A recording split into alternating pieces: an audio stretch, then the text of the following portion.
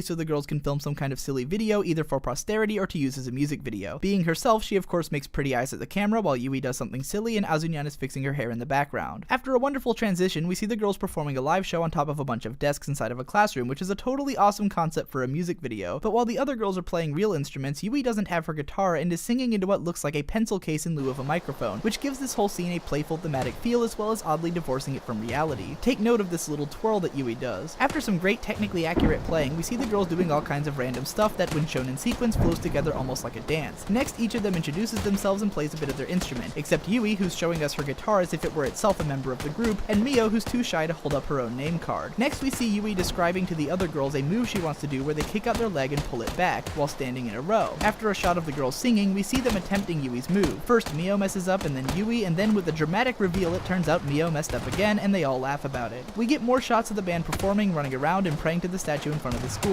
Up next is a sequence in which Mugi, Mio, and Ritsu all put a curse on a slice of cake so that when Yui gets ready to eat it, the strawberry falls off the fork. After this stunningly animated shot of Ritsu hitting her cymbals in sequence, we see the girls finally nail the leg thing, and then we cut to the performance again. Once again, Yui performs her move in which she points at the audience in two different directions and then twirls, only this time the crowd has caught on and all of them twirl with her. And wouldn't you know it, those are actually the background classmates that we see in each episode. Yui looks elated that everyone played along. After some more shots of the girls having fun, we get into the last stretch of the song where Yui starts singing Daisuki, meaning I love you, 3 times. The first time we see the girls glomping Sawa-chan sensei, then Nodoka-chan, and then after an interesting game of rock paper scissors, Ui and Jun. The lyrics then declare that Yui will sing for you, and we see the girls all singing at the camera before a few more images bring it to a close. So why did I break that down so much? Partly because it happened so fast that a lot of it went over my head until I had watched the video a ton of times, but also because I think this once again speaks to the density and creativity of this series. This opening theme delivers moment after moment of heartwarming, intimate, and funny scenes in the span of seconds, all without any dialogue or explanation. It reminds me of the way the character Eiji Nizuma from Bakuman would always say that a good character needs to be able to move. The girls of K-On! Can move around so much and feel so alive in even the smallest moments that we can understand the relationship and the power behind it in mere seconds. This opening is practically an entire episode of the show squeezed into a minute and a half, and that's why I find myself revisiting it again and again when I want a quick hit of the K-On! Feels. Episode 14 is another one that I don't have much to say about, but before I breeze past it, I want to ensure that I don't come off as glib or dismissal of these episodes in passing. Not every episode of K-On! Moves the characters and plot forward in dramatic ways, but as I said at the beginning of part 1, the narrative of K-On! Is really about the relationship that the viewer forms with the series along the way. Episodes like this, which show us more of the characters and their interactions, are just as important to that relationship as any other. This was actually one of my favorite episodes of the season so far, because it focused on the rare pairing of Ritsu and Mugi, and got a lot of great fish out of water comedy out of it, but I don't think there's anything that I need to explain about it. Now let's talk about a perfect K-On! Scene. Halfway through episode 15, there's a scene in which the 4 seniors are running up an inclined slope as part of a mini marathon. Yui is about ready to give up, claiming that this kind of activity is impossible for a liberal arts club. Mio then suggests that they do this the K-On!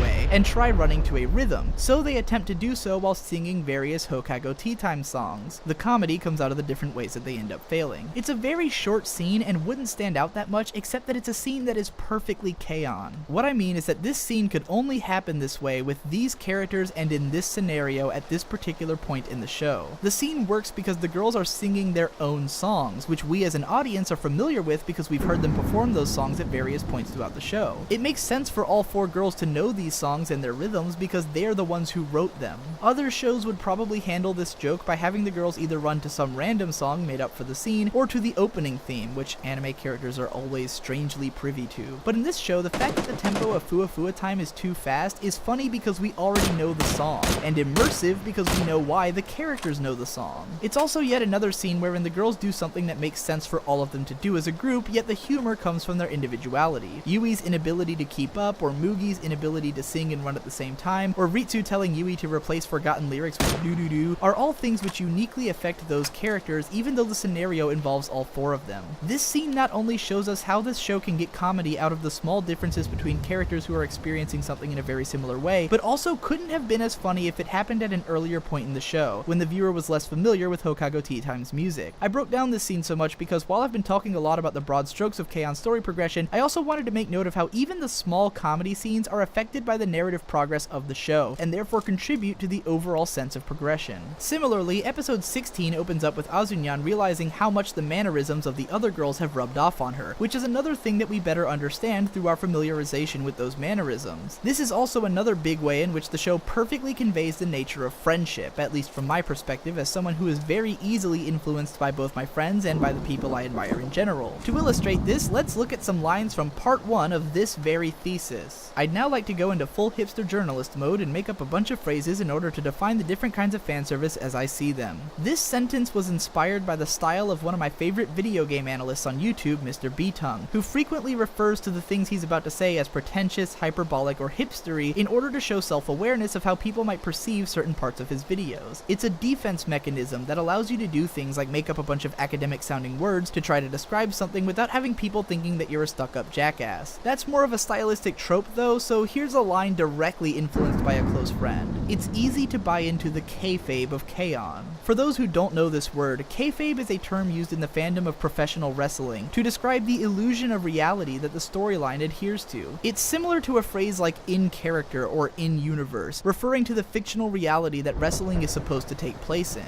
I did not know this phrase nor anything about professional wrestling until a few months ago, when my good friend and video producer Drowning in Footwear started making vlogs about the history of pro wrestling. Since then, he's always sending me his favorite wrestling promos and educating me on the lore of the medium, which has for the first time gotten me interested in it. This terminology would not be appearing in my videos if I were not friends with him. Throughout episode 16, Azunyan is confronted with the ways in which she has changed to fit into the rhythm of the Light Music Club, and she starts to worry that she's losing her sense of self. This all culminates into what is secretly an existentialist conversation between Azusa and Yui, and I say secretly because neither character is capable of understanding existentialism to the point that they could have a conversation about it on academic terms, yet what they are attempting to communicate is unmistakably an existentialist idea. Yui basically tries to tell Azunyan that what defines her is not an abstract sense of self, but her actual being, who she is in the moment. It's impossible for Azunyan to not be herself, because what herself is exactly what she is. She is not defined by the ephemeral image of herself in her mind, but by a series of objective actions which she is subjectively interpreting. That is to say that while we can make up an idea of who we think we are, that idea is not who we actually are. We are actually an objectively existent thing. None of this is to say that the sense of self is unimportant, as it can definitely affect our actions a lot, but Yui is essentially telling Azunyan that she should accept the thing that she is for what it is, instead of trying to force herself to conform to a rigidly defined sense of being. Now, I'm not saying that this is what the show is trying to communicate, nor that this is what every viewer should get out of this exchange. What I'm really doing is diving into the logic behind the more loosely understood feelings that Yui is trying to convey. I think most people vaguely understand the idea that at the end of the day, things are the way they are regardless of how others perceive them, given the commonality of the phrase, "it is what it is." But just because a character like Yui can't express the deeper existential meaning of that phrase doesn't mean that said meaning is non-existent. It is what it is. Episode 17 starts preparing us for the final stretch of the show as the countdown to the last cultural festival performance begins. We also get our first taste of a series of forthcoming emotionally poignant moments, with Yui writing the song You and I about her sister Ui when she's sick. Even the other characters tear up just reading the lyrics, and you bet I did too. The fact that the lyrical theme of this song is not realizing the importance of something until it's gone only adds to the bitter sensation of knowing that the Light Music Club only has so much time together. Episode 18 then sets up a scenario in which Mio has to play Romeo and Ritsu has to play Juliet in a class play during the upcoming cultural festival. This scenario has come up in anime enough times that it could be considered a light trope, with a great episode of Ranma 1/2 and the entire second half of Hodo Musuko springing to mind immediately. I love the idea that the entire class is basically shipping Mio and Ritsu, and that it pretty much works out since they end up deciding to play the characters by essentially impersonating one another. Worth noting is that in this arc, the background characters all get more lines, and a lot of them are even named. Also, while K-On! Could always have been said to have the light framework of an arc structure, this is the first time that one individual storyline is broken across 2 episodes. Episode 19 mostly serves to deliver on an awesome Romeo and Juliet performance, and then begin to seg you into the second day of the cultural festival leading up to the band's last performance. Here we get yet another familiar, friendly bonding experience in the form of an all-nighter in a unique location, which to me is like basically the founding block of friendship itself. At the end, even Sawa-chan manages to make a costume that the girls are actually happy with for once, and with that we move on to the big one. This is quite possibly my favorite episode of anime, period. There's an almost transcendental feeling to it, similar to the ending of Speed Racer or some of the last scenes from Tengen Toppa Gurren Lagann. Each long, uninterrupted scene scene draws the viewer in, as we experience the live performance almost in real time, putting us right there in the scene with the audience and the characters. Sound design and direction are masterfully used to create a sensation not unlike what I've felt at some of the best live shows I've been to, or the feeling of actually living out a moment like this with one of my friends. Episode 20 of K-On! Season 2 is the culmination of all of the emotions and events and people which have brought us to this place. It is not a realization of how far the characters have come the way the other episodes were. The characters are well aware of how far they've come.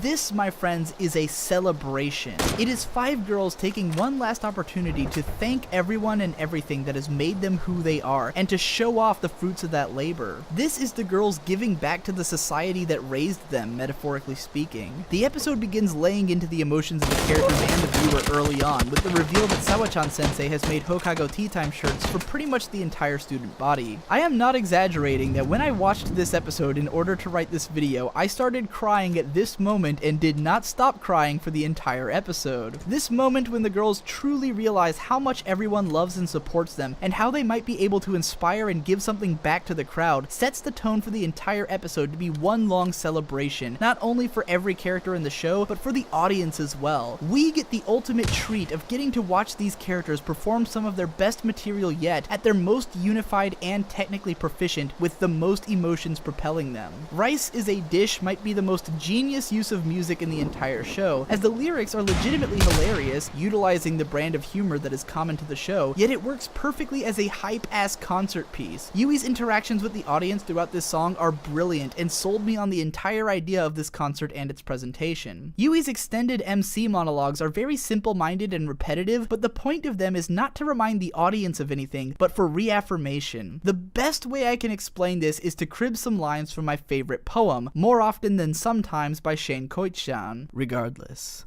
there's something beautiful about stating the obvious. All of us do it in the moments when we can't believe it, we have to say it. It's like pinching yourself to make sure you're awake. Take, for example, something as simple as touching someone. We so often say, "You're so soft."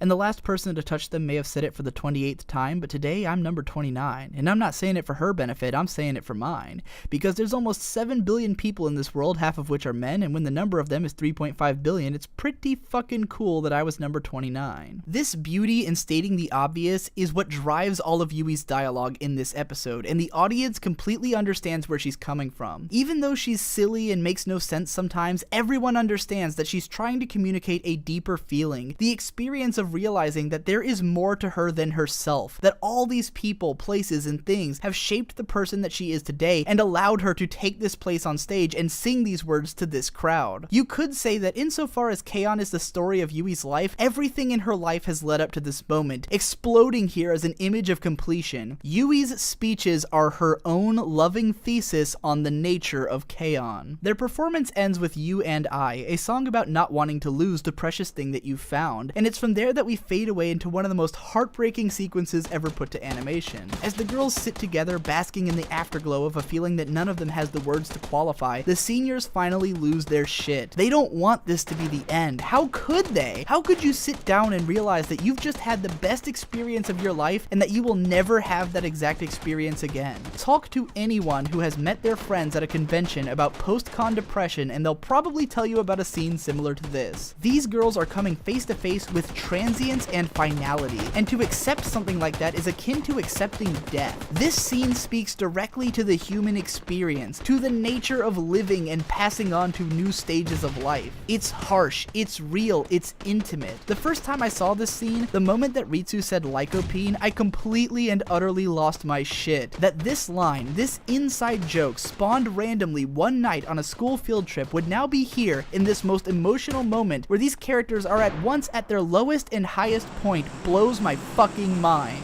This is the definition of friendship. This one scene about the implacable duality of transient experiences as expressed in the tears of 5 high school girls at the moment that they realized that their childhood was over is among the most resonant things I have witnessed in art. Episode 21 pushes us into the twilight days of the Light Music Club. It occurs to me that in part 1 of this video I used poor phrasing when I said that K-On! Was the story of Hokago Tea Time the people rather than the band. What seems obvious now that I think about it is that this is the story of the Light Music Club as an entity. It begins with the club's formation and will eventually end with its dissolution, but what's interesting about this last stretch of episodes is that it's almost like this is the club post-Hokago Tea Time. Not to say that they stopped playing or caring about music, or that they stopped being a band together, but the arc of their musicianship and what it brought into their lives is essentially complete. As of their last performance, they've become the best that they'll ever be as a band. Now we are essentially moving on to focus on how they may still change as people while being members of this club. This episode is deliberately slow and not highly consequential in contrast with the previous one. Its most important moment comes at the end when Mio decides that she wants to try to go to the same university as the other girls, which gives us the first hints that this group of friends will indeed survive the death of their club, even if things change from here on out. I do wonder about whether or not Mio is wise to deliberately hamstring her potential college choices by following Ritsu and Yui, though you could make the case that in terms of her overall growth as a person, these friends are every bit as important as any qualifications she might get from school. Mio has never been happier, more fulfilled, or more robust as a person than she is with these friends, so maybe this will result in the best possible version of Mio. Also during this arc, we begin to focus more on Azusa's feelings as she watches the others prepare to leave her behind. Episode 22 is when it finally sinks in that the other girls are going to graduate, and watching Azusa's reaction fills me with a sense of helplessness. Graduation has been used time and again in anime to mark the passage of youth into adulthood, because it's a nearly universal experience that everyone has in realizing that a part of their life is over, that whatever the future may hold, there is no going back to the past. And like I said before, accepting that finality is akin to accepting death. Azusa must live out these next few weeks knowing that this is the last of the time that she has in Light Music Club with these members, meaning that this feeling is going to end. As an aside, I'd like to break down the first and most prominently used song that the Light Music Club wrote, Fua Fua Time. See, the Japanese language, or at least the language as presented by anime, has a funny tendency to describe sensations and emotions by utilizing sound effects. There are commonly used verbal sound effects for just about anything you can think of in Japanese, and these have a tendency to get used a lot in a metaphorical context. For instance, the sound effect for a heartbeat, which is doki doki, is commonly used to describe feelings of love or adrenaline or pretty much anything that would make your heartbeat quicken, even if only metaphorically. Fua Fua is an interesting sound effect because it's basically the sound of fluffiness. It's also the sound of yawning and of floating, and what all of these things have in common is that it's weird to even assign a sound to them. Fua Fua is really more describing a feeling that you get from certain things more than it is an actual sound that those things make. Fluffiness and floatiness don't actually make noises, but in trying to describe the sound that those might make if they did, you convey the kind of feeling that those sensations have. Fua Fua time is usually translated as light and fluffy time, which I think is a great translation, but when you think about it, what exactly is a light and fluffy time? Or if we incorporated the meaning of floating in there, a fluffy floating time.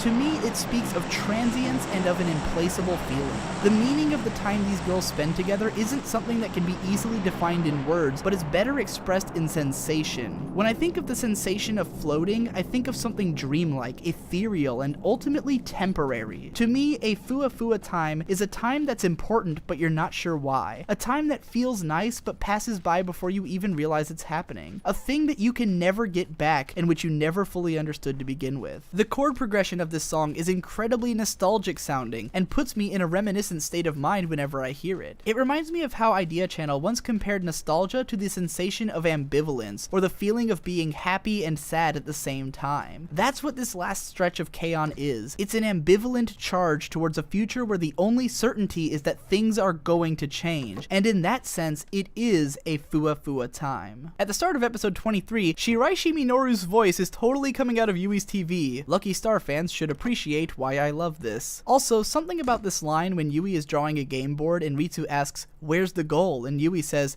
"There's no room to draw one," and Ritsu says, "Then it's unplayable," reminded me of like Waiting for Godot or something. I'm pretty sure that was not intentional though. This episode screws the nostalgia in deeper, as the seniors spend all day dicking around at school since they don't technically have to be there. It was pretty cool first watching this show in 2010, a year after I graduated high school, because it reminded me of my own last few weeks as a senior. My school wasn't nearly so loose about letting kids wander around, but we did have things like senior privileges, where if your lunch period was scheduled last, you could just leave. During the end of the year exams, I'd only show up for the test, tests, and for the last month or so, most teachers barely bothered assigning anything. I remember feeling like I was already done with school and was just hanging around in the building to tie up a few loose ends before I went on my way, not unlike what the girls are doing here. Later in the episode, the girls decide to record a cassette of all their music to leave in the club room, and while we don't see any of the performances, we do get to hear some of the funny things that end up on the tape in between. It so happens that one of the K-On! CDs has a bonus disc which contains the entire tape recorded in this episode, including all the in-between stuff seen in the episode, as well as a bunch of extras. It's even recorded to sound like it's playing from a cassette and includes all of the band's known songs. If you ever want to step on a fucking landmine of feels, I highly recommend hunting down and listening to this album. Episode 24 is the finale, and chronologically the end of the series, though there are still 2 more extra episodes, an OVA, and a movie ahead. The seniors finally graduate, but not without giving their big send-off to the important people that they'll be leaving behind, namely Sawa-chan sensei and Azunyan. Watching Sawa-chan throughout the season has been kind of interesting because she seems to play a much smaller role than she did in season 1, yet develops a lot more as a character in the background. Sawa-chan's arc is seen in the way that running her class slowly humbles her. We watch her become more honest with her students, and as her defenses are broken down thanks to the Light Music Club bringing out her other sides and the other students learning about them, she eventually recognizes that her students will love her even more if she's true to herself, and she lets the facade slip more often. She also becomes less selfish as the series goes, measuring her success more in her ability to make her students happy and praise her than in getting her way with them. In the last stretch of episodes, Sawa-chan makes lots of good decisions for her students, from the Hokago Tea Time t-shirts to not waking them up for gratification after the show, and she is paid back in the kindness of her first graduating class in a big way during the finale. Meanwhile, Azunyan tries to put on a brave face and send the seniors off with a smile, but she finally breaks down and begs them not to go. The girls do the best thing they could to keep that smile intact by performing a song that they wrote for her, very literally about how they'll always love her and how graduation is not the end of their friendship. Try not to tear up during this song, I dare you. It's even more powerful if you've seen the K-On! Movie too, which largely deals with the characters trying to write this very song. Episode 25 takes place after episode 21 and is a silly side story of the girls trying to put together a recruitment video for the next year's Light Music Club. I imagine that this and the next episode were structured this way so that episodes 20 through 24 could have one consistent tone and the theme of the girls graduating high school without breaking up the feelings too much with silly side stories, which I think was a great decision. I kind of wonder if the idea for the recruitment video is what inspired the video for Utaoyo Miracle as well. Episode 26 is set after episode 23 and mostly serves as another silly side story, but this time with an emotional final scene. We get our first hints at what the future of the Light Music Club itself might be, as the seniors find out that Azunyan, Jun, and Ui are planning to perform at the freshman welcoming ceremony next year. Watching the girls run through the school to the sound of the juniors' music offers not only a sense of finality for the seniors' place in the club, but also a sign that for the underclassmen, a brand new Fua Fua time is just beginning. Thus, the circle of life is complete for the Light Music Club. The K-On! Keikaku OVA takes us back to the summertime shortly after episode 13 and provides the setup for the girls to take a trip to England in the film. I think this OVA probably partially existed so that the film wouldn't have to do as much setup at the beginning, and so that they could flesh out the entertaining prospect of the girls trying to get passports. K-On! The movie could almost be considered a condensed version of season 2, in terms of the story beats that it hits and the overall feeling it conveys. I wonder if the idea was exactly that, to provide a hit of the same feels that the show delivers, but in a cinematic package with all of the crazy production values and more condensed runtime that implies. This film really encapsulates all of the best things about the series, from the fun tea times, to the even more fun group trips, to the emotionally resonant live performances, and the ultimate finality of the girls graduating and leaving Azusa behind. The main plot of the film is about the seniors trying to create something for Azunyan and eventually composing the song that they played for her in episode 24, which is duplicated again in the film. The scene is more resonant this time thanks to receiving so much focus and coming at the end of a film that so easily shows off all of the best things about the show while feeling like a cohesive story. It's obvious, even if you've never been, that the staff for this film spent some time in London to recreate it with accuracy, and my aforementioned friend Give and Take said that he was excited to see places that he passes by on an everyday basis as someone who lives there. This film really takes the attention to detail, overall visual and sound design, and quality of humor to the next level, making it in many ways the most densely complete package of what K-On! Is capable of. Back in part 1 of this post, I continuously reiterated the idea that K-On! Is a show that gets better the more of it you watch, and that the narrative itself is the relationship which the viewer develops with the series. While the last arc of season 2 is more emotionally resonant than anything that came before, I think that a lot of what made this season great was in all of those episodes that I didn't have much to say about. The first season of K-On! More consistently progressed the storyline, but it was so condensed that the characters never really got a chance to breathe and to grow on me as people, which is why when I watched that season the first time, I thought it was a good show that I didn't really care much about. It was only through getting a sense of the lives of these characters and all of the things that they experienced together that I came to truly care about them, which not only made those last scenes so resonant to begin with, but also enhanced my feelings for the first season in turn. Rewatching season 1 is in many ways a treat. It's almost shocking to start up the first episode and realize that the characters were almost completely different people back then. Their change had been so gradual that only in looking back is its severity truly apparent, and it's also much easier to become invested in those early episodes when I already know why I love these characters and who they are. I can feel this in the film as well, how it sort of serves to reiterate the best things about season 2, but is only so resonant because I've already seen season 2.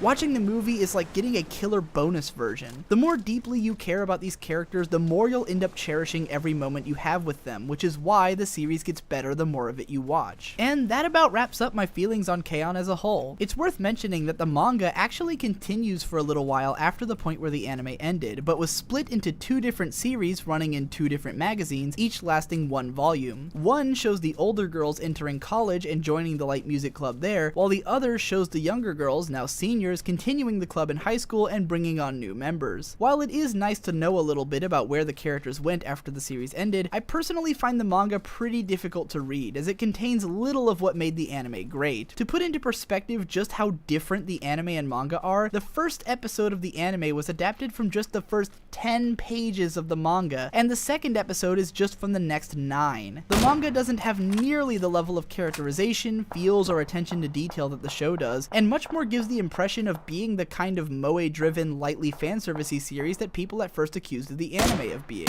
Also worth mentioning is the insane amount of musical releases to come from this series. You can easily download several gigabytes of just K-On! Music, from themed albums like the one recreating the tape that I mentioned before, to singles of the openings and ending themes and other songs performed by the voice actresses, to soundtracks, to live concerts of the show's music, etc. For fans of the show and its music, I definitely recommend looking into some of this stuff, as there's a ton of worthwhile finds. I loved hearing the full versions of Death Devil's songs, for instance, or the hyper-energetic live shows. That's all I have to say, and I hope you enjoyed watching these videos even a fraction as much as I enjoyed writing them. Be sure and hang around my channel for more content like this in the pipeline, and if you want to make sure I can keep making these kinds of videos, consider supporting me via Patreon or PayPal by following the links below. See ya in the next one.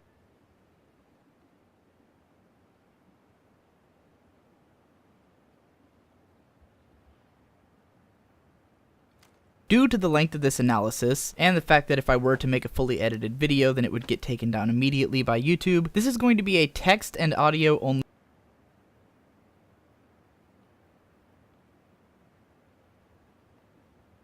In spite of would not notice these kinds of subtleties. K-On! Is a show that allows this one here.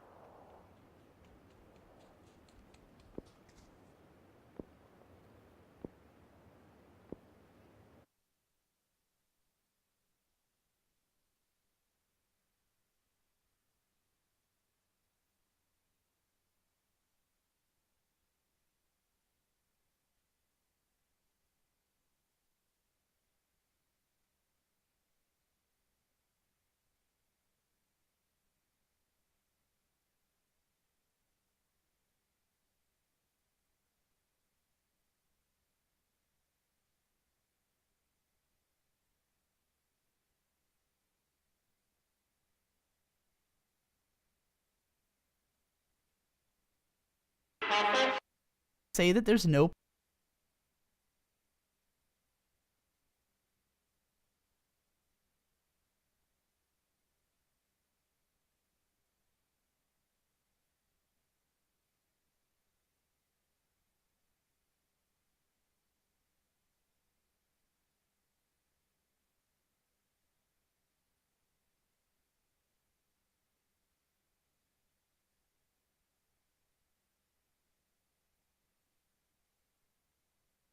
Hey everybody, what's up? It's me, Digibro, and I'm here with my brother, Victor. and we're gonna be talking about...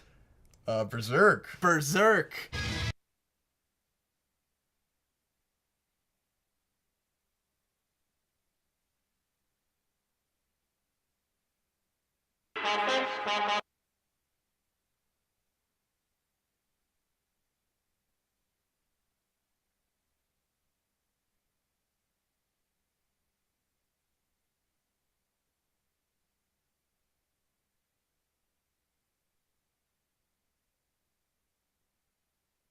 Plot in K-On! Well, that's the funny thing about... say that there's no plot.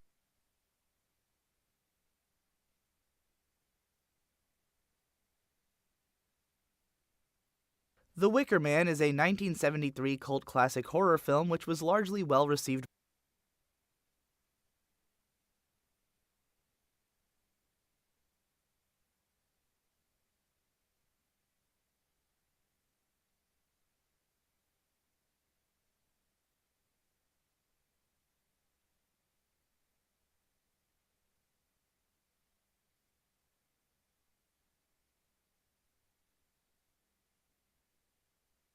Today on the Anime Zone, a review of K-On!, a show following the story of a group of girls as they form a band and struggle towards their dream of playing the music they love. あずさちゃんもどうぞ。お菓子もどうぞ。はい。私ミルクティーね。はい。ケーキもあるわよ。 Where the fuck is the music?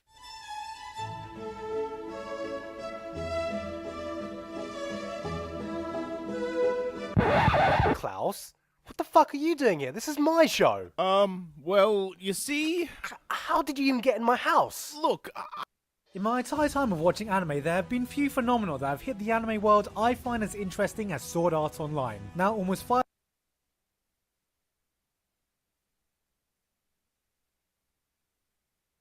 Today on the Anime Zone, a review of K-On!, a show following the story of a group of girls as they form a band and struggle towards their dream of playing the music they love. あずさちゃんもどうぞ。お菓子もどうぞ。はい。私ミルクティーね。はい。ケーキもあるわよ。 Where the fuck is the music?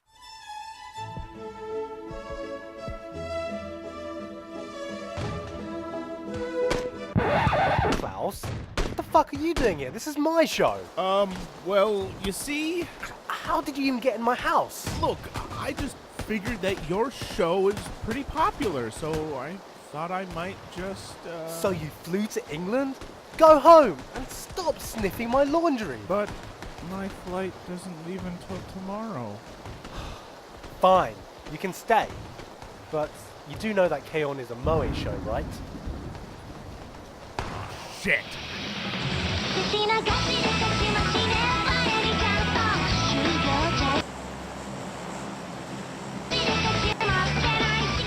The Moe genre is something I've always had a natural fear for when it comes to anime.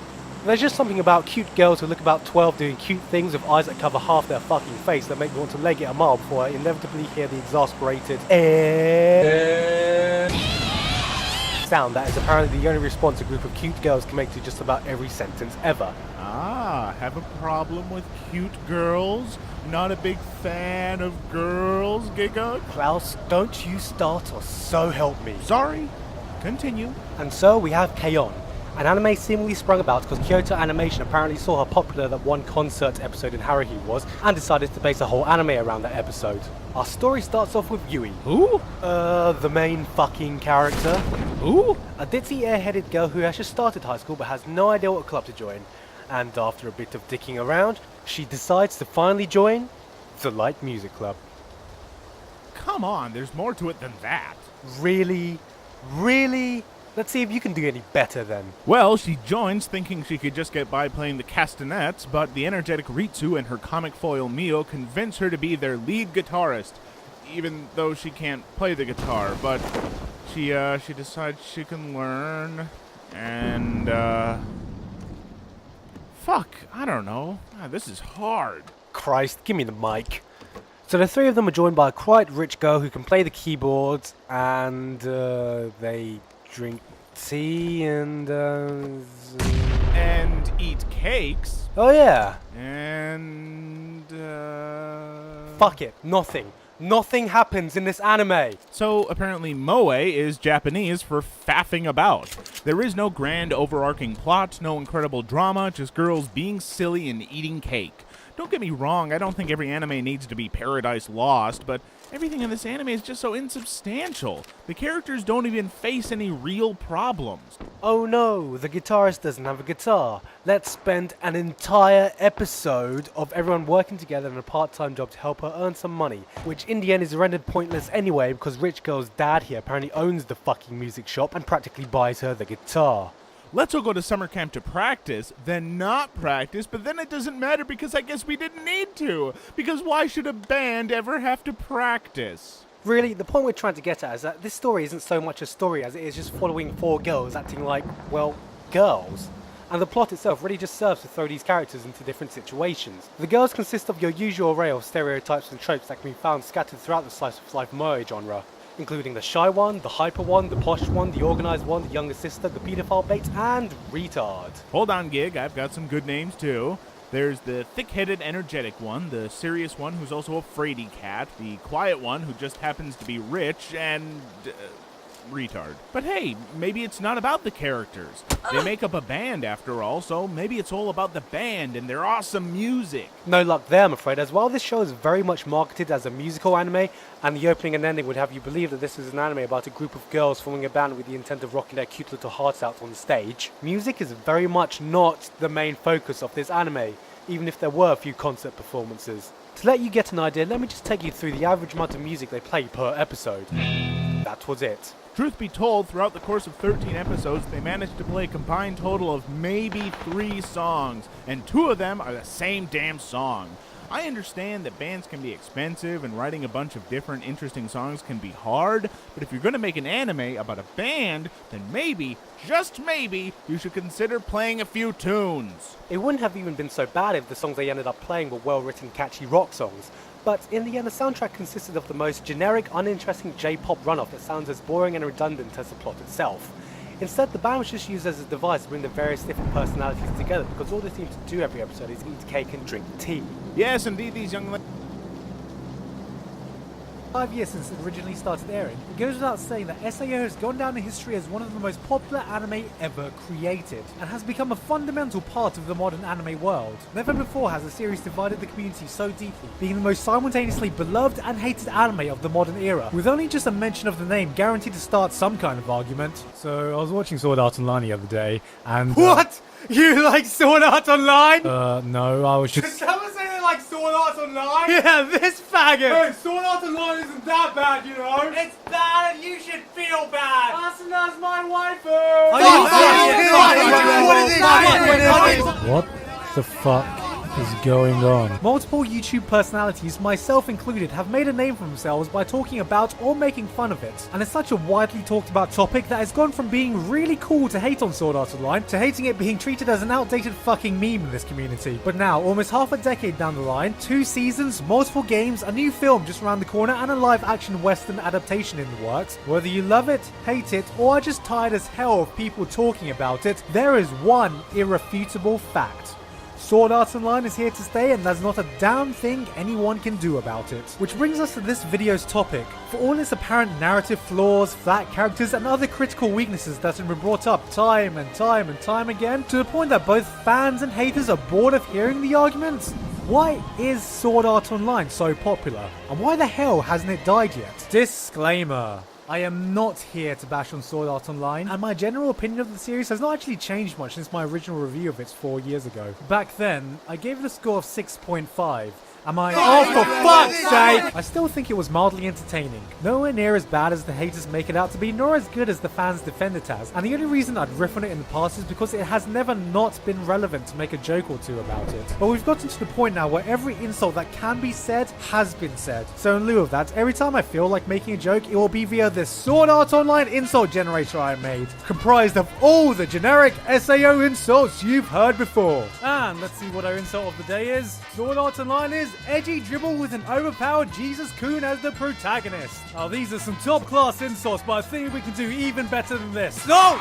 there we go! What a classic insult that no one has ever said before! See, the reason I wanted to make this video is that I think there is a lot going on with how the series fits in with the bigger picture and says some interesting things about our culture, the wider anime community, and how shows get popular in the first place. And because making a Sword Art Online video on YouTube guarantees you views. Yay, YouTube money. So with that, we can start off with the individual elements that make the show popular, which I won't spend too much time on as YouTuber Subsonic Sparkle has already done a great job breaking this down in his own video. But to summarize his points, anyone who's seen SAO can probably guess at why it's so appealing and marketable. It has a really strong hook and contains a very wide range of topics and genres that have mainstream appeal without delving too deeply into any of them. It has decent action, an interesting concept and world where you don't have to be an expert in any of the explored topics to understand what's going on, a more definitive romance than you actually see in most shows, a protagonist blank enough that viewers can project themselves onto while also relating to him, and female characters are a varied mix of common female tropes whose main appeal is that they're just fucking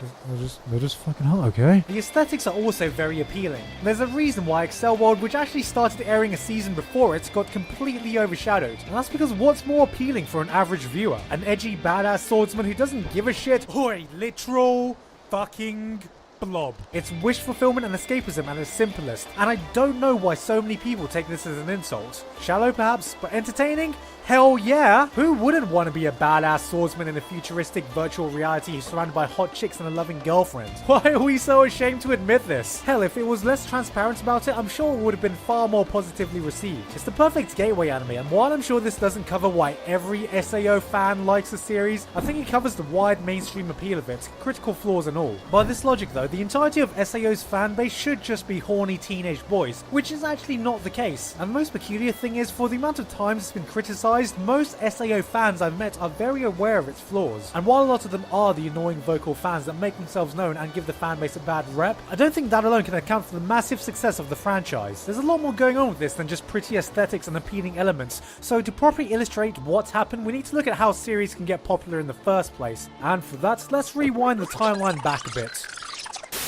This is no ordinary animation. This is the exotic, bizarre, and beautiful world of Japanese anime. And this is your invitation to enter with the modern classic Akira. When we look back at the history of popular anime here in the West, there have been certain series that have defined a generation and are indicative of the culture at the time. Akira, for example, was a cult underground hit in the VHS era that promoted anime as the edgy adult alternative to any other animation that was available at the time. When the late 90s hit, the famous Toonami block single-handedly kick-started a whole generation of anime fans, introducing kids to the likes of Dragon Ball Z, Sailor Moon, Gundam Wing, showing them a new kind of cartoon unlike anything that was available from Western animation. And of course, this leads us to the most recent shows that took over the community before SAO did.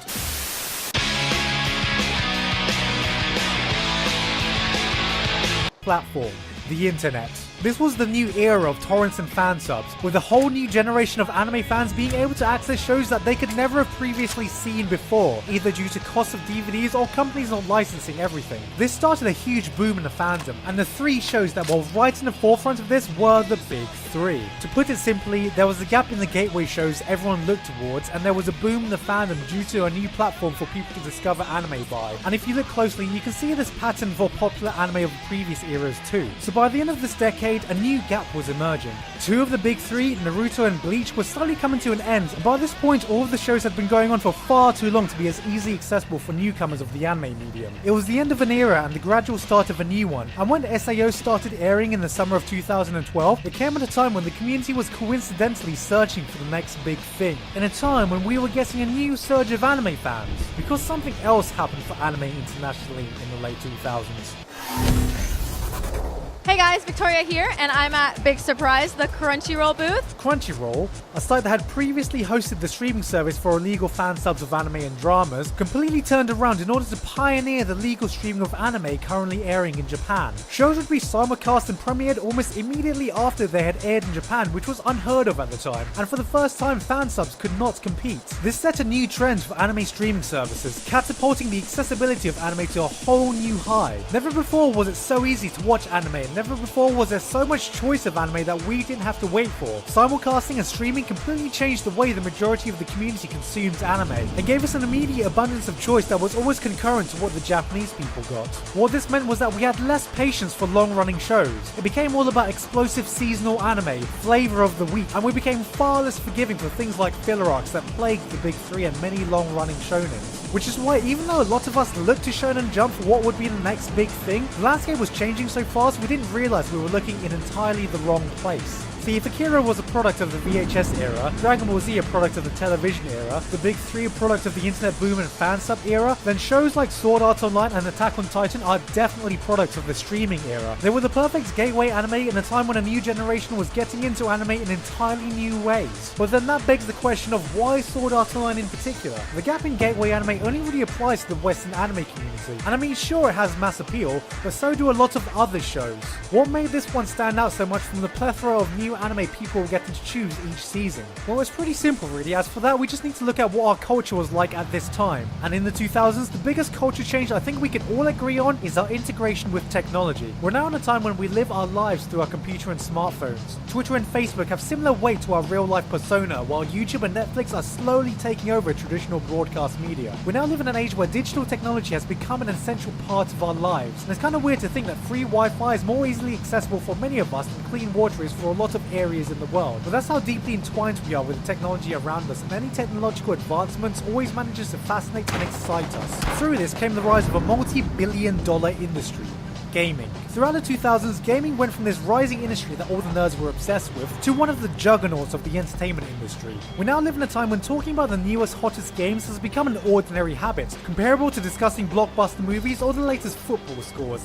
and has become a staple of mainstream culture. So obviously, an anime about gaming was very clearly going to have mass appeal. So with this in mind, how many of you can name an anime specifically targeted towards gamers about games that came before Sword Art Online? You'd probably think the Dot Hack franchise, aka Camping Simulator 2002, and Excel World, which as I already explained got largely overshadowed by SAO itself. But apart from that, there isn't much else, is there? Because there are so many gaming anime out now, a lot of us seem to have forgotten what it was like when SAO was first announced and the PVs were released. The series seemed like a genuinely fucking cool and fresh concept. An anime exploring the video game world that looked awesome and had a really interesting hook, as there had never really been a big high-profile anime specifically about gaming before this. You may have had single episodes exploring gaming or gaming tie-ins, but dedicated anime about gaming for modern gamers? That was new for us, and SAO felt like a breath of fresh air aside from the highly outdated Dot Hack franchise. This is why I'm sure many of you at one point thought that the premise was cool and unique, even if it wasn't entirely original. Yes, we had Tron, The Matrix, or Ghost in the Shell, which explored virtual worlds before this. Yes, we had Dot Hack, which was the same concept except a decade old and just really fucking boring. But the one big difference between this is the timing in which SAO came out in. Because remember what else was announced in 2012? Even more than playing games, I'm passionate about bringing games to the next level. My name is Palmer Lucky, and I'm a virtual reality enthusiast and the designer of the Rift. Yes, we were on the cusp of VR gaming itself, so what made the concept of SAO so enticing was that it felt like a world that could be within our grasp, yet far enough technologically that it seemed wondrous and alluring. It may have not been the first group of people trapped in an MMORPG, but it was the first one that mattered, framed in a way that made it seem possible yet fantastical, which is why no matter how many anime that came afterwards that explored the concept better or deeper, they would never be as relevant, and anything that came before it just seemed too far out and wacky to be relatable. And see, that's all it needed to do. Once it cemented itself as the new generation gateway anime, the ball was set rolling, starting a perpetual loop which skyrocketed its popularity. You have a new generation of fans discovering anime through a hot gateway like SAO, thinking it's the greatest thing ever, meaning more veterans end up watching SAO to see what all the fuss is about, causing more discussions and arguments, causing more awareness, meaning more people will watch it, which is how we get to where we are today. In other words, Sword Art Online came at the right place at exactly the right time. But it doesn't stop there either. Part of the reason it hasn't died yet in its current flavor of the week seasonal anime climate is that it manages to stay relevant without ever repeating itself. Gun Gale Online appealed to those of us who experienced the overused first-person shooter trend that dominated AAA titles for the past decade, and its new movie Ordinal Scale, which is exploring a plotline using some fancy augmented reality, is coming just a year after Pokemon Go swept through the globe, and augmented reality became a very possible and significant technology in the world. The franchise continues to explore topics that are ever so appealing to this current generation, even if its actual understanding of the games and systems have proven to be not the best. This is why after the GGO arc in Season 2 ended, no one really talked about the rest of it. Despite having arguably the best arc the franchise has ever done, it didn't explore anything new or relevant to many viewers. In the end, Sword Art Online is a product of wide marketability, massive relevance, and great timing. In a period when the big cultural hits of a generation were fading away, and the new technologically integrated generation were searching for something fresh and relevant, it exploded, fueled by new services that blew the accessibility of anime sky high. Don't forget that